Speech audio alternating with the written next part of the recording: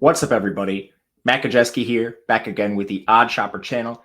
And today we're talking some college football props via PrizePicks. Before we get started, make sure to hit that thumbs up button, subscribe to the channel, and hit the notification bell so you know when this and all other content goes live. Very special offer for you guys new to PrizePicks. We're going to be talking about them all throughout the video and all throughout the season. Pretty cool stuff they have going on. And for new users, you will get a first match deposit bonus up to $100. And you are also going to get one free month of Stochastic Plus, an incredible deal. And you should probably be playing over here anyway. They've got a ton of really cool stuff. And I love college football. I love college football props. And this is an awesome way to take advantage of these markets. I've got 6 queued up for you today. We'll dive in.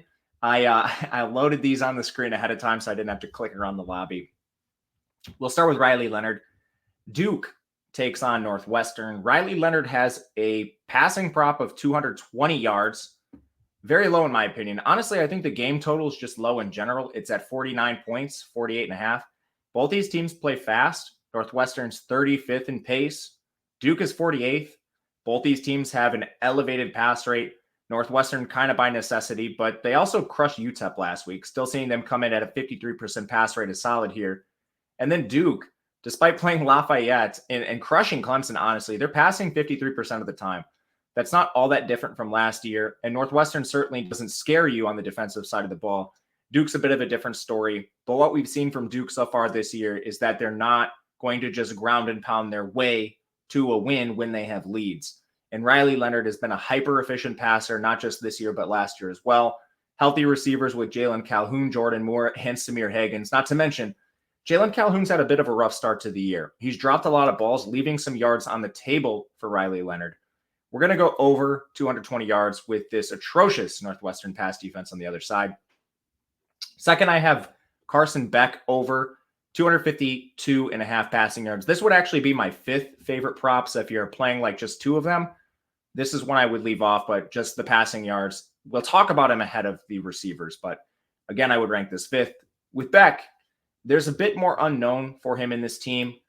Georgia has been crushing opponents, and this is their first SEC game, but they're still 27.5-point favorites over South Carolina. The total in the game is 54. South Carolina plays really fast, and they have an awful defense. They're 7th in pace. They lost a pair of NFL corners, some of their best edge rushers. Carson Beck should not only be kept clean, but I'm expecting some of his receivers to run free. And he's also played a couple games this year without some of his receivers. You've seen Marcus Rosemy-Jacksaint miss time. You've seen Dominic Lovett miss a little bit of time. They haven't had Ladd McConkey yet. Now, I don't think he plays in this game, but all this to say, the pass catching group is getting healthier. Georgia still has a 55% pass rate despite slaughtering opponents. To me, this just speaks to they have a new OC, they have a new quarterback. You're working out some kinks in your offense, new transfers. The time to iron things out is in non-con play and against some of these weaker teams before you play Tennessee, Florida, whoever it may be. And this is going to be the most competitive game Georgia's played so far this year. So I expect Beck to continue to throw. Talent profile still a little unknown here, but this offense should be conducive to success for Beck throughout the year. Next one, we're going to talk Bryson Green, Wisconsin, over 40.5 receiving yards. This is just a mispricing on Green in particular. I don't think he's like the clear number 1 in this offense or anything like that. But you look at Wisconsin, they're basically using Will Pauling in the slot, Bryson Green, and Shamir DK on every route. Last week, Green and DK actually tied each other for most routes. They were at 80%. And targets haven't been that different between these guys throughout the year. Pauling's at 12, Bryson Green's at 10, DK's at 8. If you go and you compare to like some of the other Wisconsin receivers, I'll search them so you can see. Like Will Pauling's at 47.5, Shamir DK's at 49.5, Green at 40.5. I run the projections on the back end over at Stochastic. They all project just over 50 yards. So honestly, all of them are a bit underpriced. But you look at these guys, Green at 40.5 receiving yards is the most mispriced for a Wisconsin team that, I mean, they're 19-point favorites. The total in the game is up above 60 or at 64. They're still passing 52% of the time in this new look offense.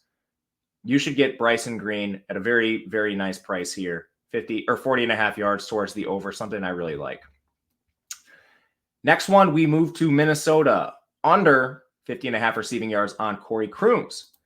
Minnesota's a weird team, man. Really weird to start the year. They go into like a pass first script in week 1.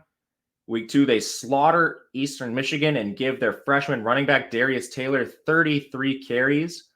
We know that's how they want to play. They promoted from within at OC this year. And with Ibrahim, they loaded that guy up with carries as much as possible. Is Darius Taylor their new Ibrahim? 33 carries is insane. They also gave Tyler 17 carries. So right away, I know Minnesota's an underdog in this game, but they've been underdogs in the past and still given Ibrahim 30-plus carries. I think this is how they want to play, and that hurts all of the receivers.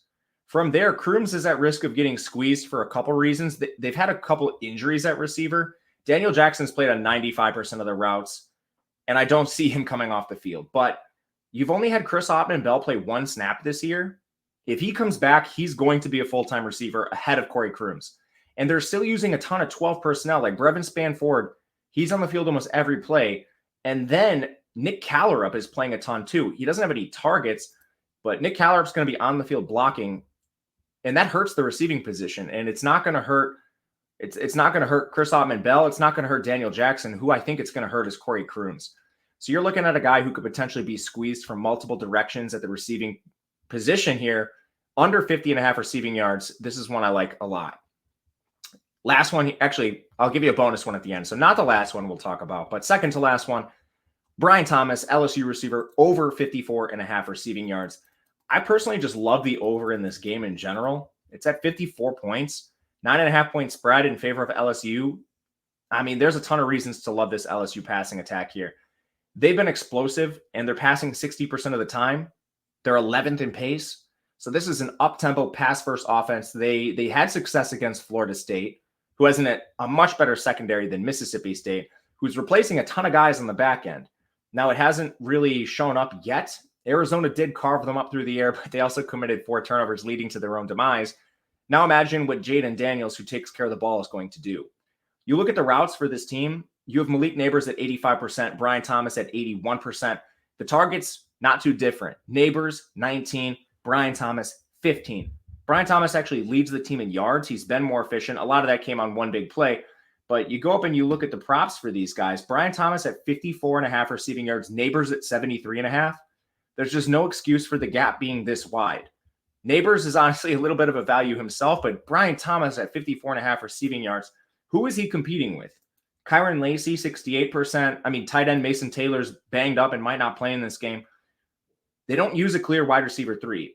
Brian Thomas towards the over is a very, very nice prop here. Last one, just a bonus one.